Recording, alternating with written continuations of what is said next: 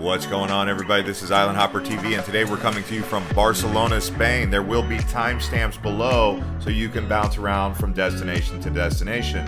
First up is Casa Batlló. While in Barcelona, be sure to familiarize yourself with Anton Gaudi. He's an artist who created many of the spectacular Barcelona art that you will see while here. Casa Batlló is one of those buildings. It is 29 euros per person for an adult. Kids under 12 are free though. The highlights here include walking up the stairs where you'll see a lot of diversity in art, and then making it all the way to the rooftop where you can see what's going on there. Gaudi really was in a league of his own. And here is a little sneak peek at what you will see when you're on top of the roof here. And as we continue to take note of the beautiful structures here by Antoni Gaudi, we are now moving on to La Sagrada Familia. This basilica here is a cathedral for the Catholic Church. It actually began construction in 1882, and still to this day it is under construction. It did open in 2010 for the very first time. When you go here, do be aware that it is still a work in progress, and when you're there, take note just how intricate these structures really are. As you can see, they've got some gorgeous stained glass windows inside this cathedral. Also, some quick facts: there are elevators in here, so it is a really tall structure. It is actually considered the tallest religious building in all of Europe, standing at over 170 meters tall. It's also a UNESCO World Heritage Site, and the people who created this and built this are immortalized in the stone. Antoni Gaudi, he was actually buried here. Now, ticket prices here do cost about 26 euros per person. Depending on if you're a senior, you can get a discount, or if you have a student card, you also get a discount. Now, the thing is, it does get very busy here, so be sure to try and book that ahead of time and show up early because the lines can get long. This is a very popular place. And in case you guys are wondering, La Sagrada Familia should be finished by 2026, so 3 more years, and this masterpiece should finally be finished. And now what do you guys say we head over to the waterfront? Now, I like the waterfront here because the Mediterranean sun just hits differently, especially in the months of November to May. That is some of the best sun you will find anywhere, and right here on the waterfront is just so friendly. But walking around here, you're gonna find restaurants. Also, some tour boats will be docked here. You can walk around all of this boardwalk here and then eventually head back over towards the Gothic Quarter, or keep carrying on towards the beaches. But the waterfront is a popular place to hang out, get a coffee, get a lemonade, cool off, depending on the time of year you're here. The Barcelona waterfront actually bumps up next to La Rambla, right where the Christopher Columbus monument is. So if you get a chance, do all of this on a walking tour, right? Come out onto the waterfront and then wrap around to Barceloneta, which is actually where the beaches are, or head up into the Gothic Quarter. All of that can be done in one day. And speaking of beaches in Barcelona, there are a few that you'll want to take note of. There's Barceloneta, which I showed you before. That's right next to the waterfront. And then you have Playa de Bogatel, which is another one right here in the central area. There is a big casino in Barcelona right on the beach as well. Generally speaking, the beaches in Barcelona are very safe. There's no dangerous currents really to speak of, and they rarely get big waves. So it's just this azure colored water, very laid back vibes. If you go further south in Spain, the beaches tend to get better, especially as you go towards the Straits of Gibraltar. And 9 months out of the year, I would say Barcelona is a very active city. It gets a little bit chilly in the winter, but it's got a long spring, I would call it here. And now we're moving on to Montjuic, which is actually a mountain here in Barcelona. They have a castle right here at the top. There's also a national art gallery, which we will be showing you later. But here is just a look around this castle at Montjuic. It is an old military fortress dating all the way back to 1640. Now, how do you get here? Well, you can take a cable car, which takes about 5 minutes. We'll be showing you that a little later on. Or the other way is to just walk up the mountain from down below. You go right through a park. Next up, we're at Park Güell. Now, this one's up inland a bit away from the coast, located on Carmel Hill. Now, this is another work of Anton Gaudi. It's a World Heritage Site that was built in 1900, and it's a series of parks with unique buildings and architecture here on location. Gaudi was a man who liked to incorporate the feeling of nature into his architecture. That's why a lot of it has that stone finish look, and some of it has these mosaic tiles that also create beautiful statues. The ticket price here is 10 euros. As you can also see, you get great views overlooking all of Barcelona from up here. And as we kind of walk around here at the gardens, you can see the unique architecture that Gaudi brought to this Catalonian style. Next up, we're headed to Tibidabo. This here is also a mountain location. They have a big Ferris wheel here. They also have great views and the Church of the Sacred Heart up here on Mount Tibidabo. There is no admission cost to get inside the church, but if you wanted to take the lift, you would have to pay to get the better views. The church began construction in 1902 and took 60 years to complete.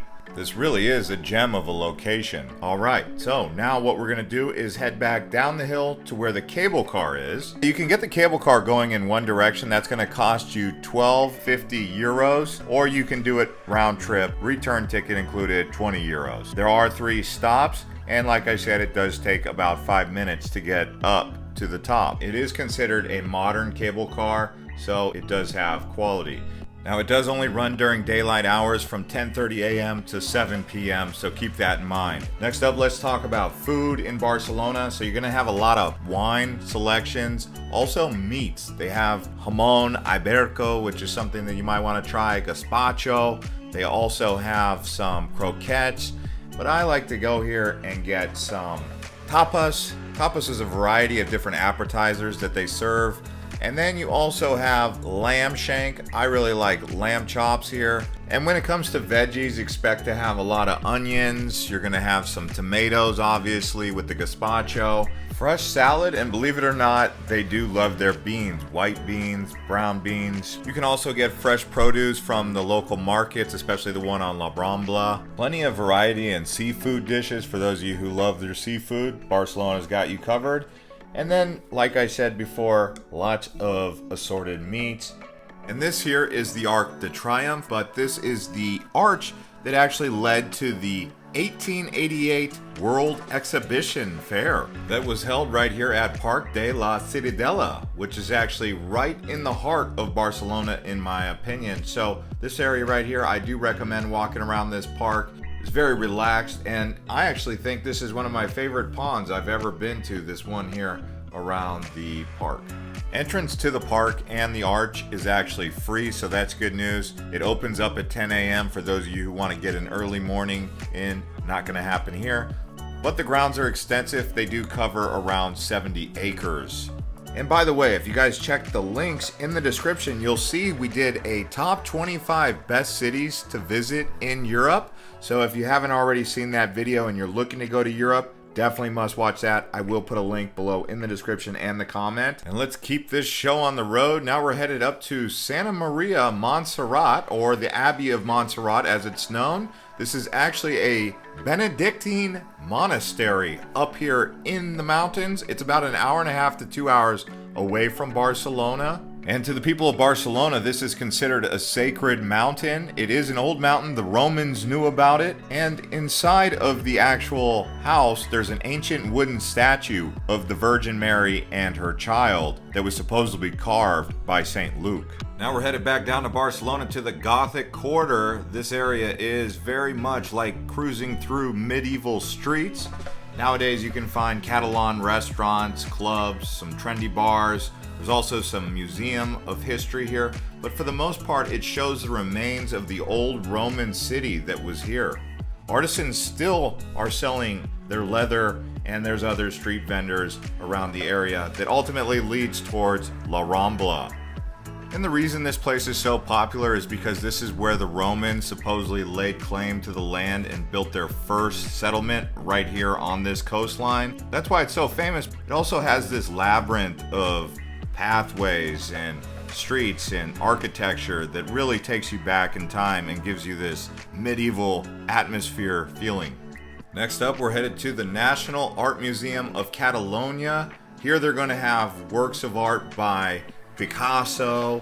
They also have some Romanesque art. And as you go around this big, huge museum, you realize it's more than just an art museum. It really is an architectural wonder right here in Barcelona.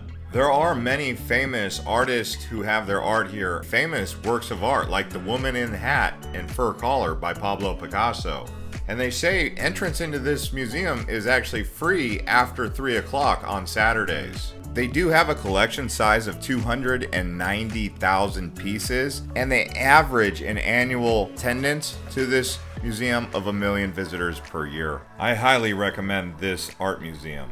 Now we're headed to the Plaza of Catalonia, and the Plaza de Catalonia really is the heart and soul of Barcelona. If there was ever a meeting spot or a central location, this is kind of where it all gels together right here at Plaza Catalonia. They've got a lot of fountains all around here, some old architectural buildings, and obviously they're going to be feeding some pigeons because, you know, that's the thing to do. In the early 19th century, when they decided to demolish all the old city walls, this was kind of an area that rose out of that demolition and became the square that it is today. Around here you will find restaurants, of course, cafes, and also several hotels. I would say if you can get a hotel nearby this area, you're probably going to be smack dab right in the middle of Barcelona where you need to be.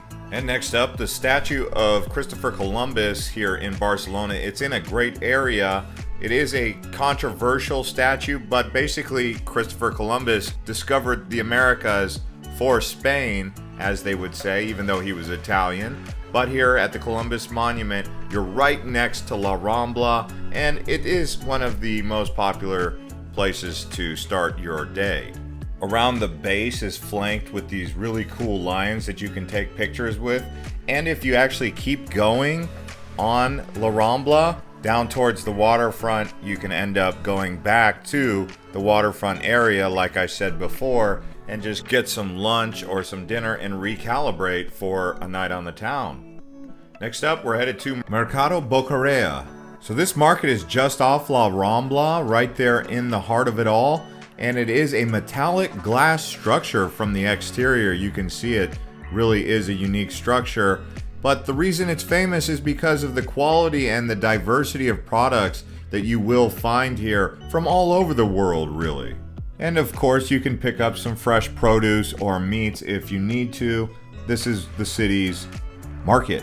And we finally made it to La Rambla. Now, La Rambla is a main thoroughfare that goes from the Christopher Columbus statue all the way inland. It goes along for about a mile or 1.2 kilometers.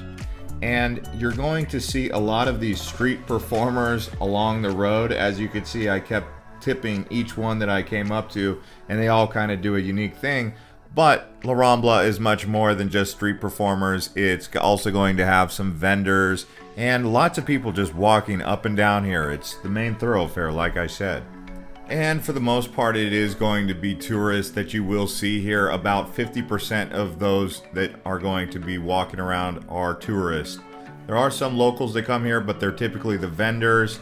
And it is one of the most popular things to do while in Barcelona. I do admit it is a bit of a tourist trap, but still it's worth it to actually come down here and check it out. And in this area, you're going to have the Gothic Quarter, the waterfront, and the Casa Batlló, and the Arc de Triomphe, as well as several museums. So really just a great place to hang out. You can see it does get very crowded at times. It does take about an hour to go up and down that mile stretch. And that is a look at the Catalonia flag. You'll notice it's different than the Spanish flag. They do want to separate from Spain and become their own country. But on to the next subject, we're going to the Barcelona Metro. So one of the things you can do while here is take the subway system around the city. I found it to be very efficient. And if you wanted to take the subway from La Rambla to the National Palace, you can easily do so. This is going to be another one of those walking areas. It is a plaza.